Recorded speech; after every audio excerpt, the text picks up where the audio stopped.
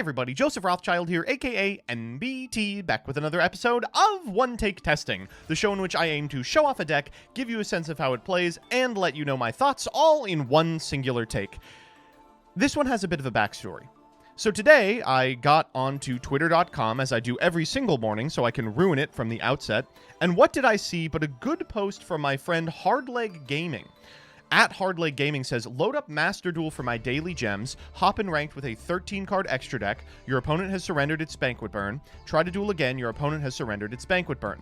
In fact, the Master Duel ranked ladder, especially at Plat 1, is just pretty much ruined by this deck in particular, Banquet Burn.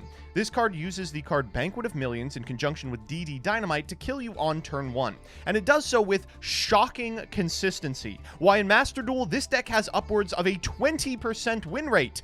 In TCG, it's probably going to be a little bit different. It's not hard to see what's going on here. Someone has figured out how to bot a AI that knows how to just activate draw spells until they can't, then set a DD Dynamite and a Banquet. That gets them both a really cool title in the burn column and also a ton of gems as they scour dailies, and if they have over a 50% win rate, eventually Plat 1. However, it strikes me as stupid as hell. It just doesn't seem even remotely interesting. And Master Duel's gem economy is already pretty generous. It's kind of strange because in Duel Links this makes sense. You're doing it to grind individual skills. In Master Duel, I think people are just doing this to be assholes. So I figured, why not bring that assholery to the TCG? I've heard for so long for the past couple of weeks that the TCG is the drastically inferior format to Master Duel. We will check that out right now with this list. Now, as you can see, we can't play everything that they're playing in MD. There's some cards that we have at 1, Upstart Goblin, Card of Demise, Into the Void, and as a result, we are probably going to be a little less consistent, but let's be honest, consistency isn't exactly the name of the game here anyway. You can see this is a Ghost Trick deck.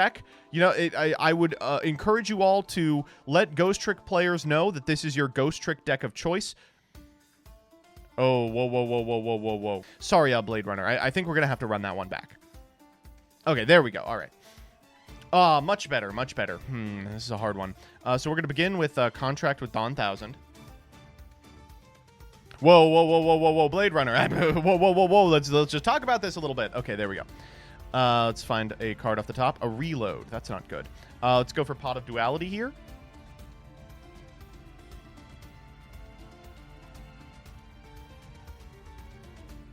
Okay, all right. See, that's pretty interesting. I think that this could go either way.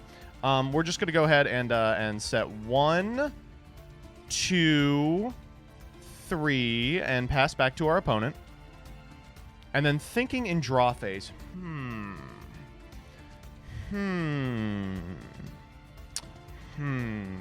Okay, I think we can do this. Let's go ahead and activate Banquet of Millions.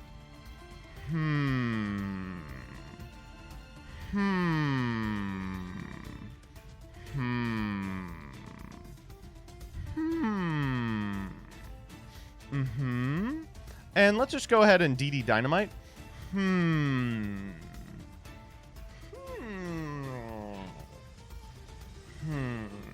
Okay, and there's another one. Now let's see if our opponent has a response to this.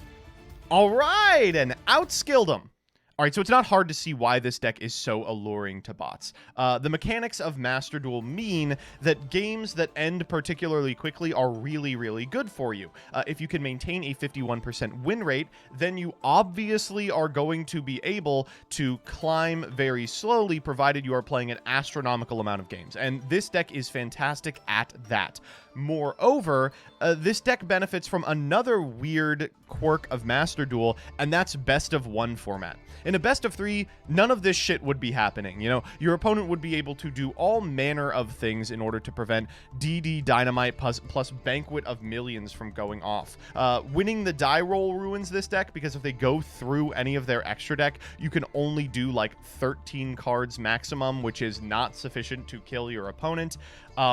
If they put up any negates, you are absolutely boned because all of your draw spells minus you know, Magical Mallet, Reload, Perform a Pal, Popper Up, none of these cards go even on card advantage. The only one that does is like contract with Dawn 1000, which also draws your opponent a card. Ash Blossom is, of course, everywhere, especially post-boarding. Droll and Lockbird can come in, but because you have no chance to see your sideboard, there's no way for you to adequately play against this deck. Instead, you're just rolling the dice about not fighting it. All in all, I really hope that this dies out on Master Duel Ladder. It has pretty much made Ladder like a 30% chance that you are just not playing a game of Yu-Gi-Oh! The same way the self-TK decks did last Xyz Festival. Thankfully, this will never port over effectively to TCG because the deck is not consistent enough, does not have a